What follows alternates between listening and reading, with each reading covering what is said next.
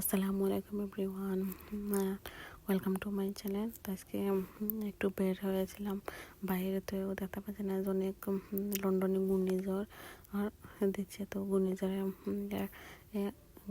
কারণে ওই এখানে ওয়ালটা পড়ে গেছে, দেখতে পাচ্ছা।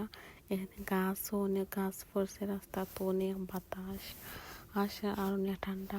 হাঁটার লোকে মনে হচ্ছে বাতাসে নিয়ে যাবে, এরকম অনেক ঠান্ডা, অনেক বাতাস। তো ঘূর্ণিঝড়ে অনেক ক্ষতি হয়েছে, অনেক মানুষের, অনেক মানুষও মৃত্যুবরণ করেছেন। আল্লাহ সবাইকে হেফাজতে রাখতা।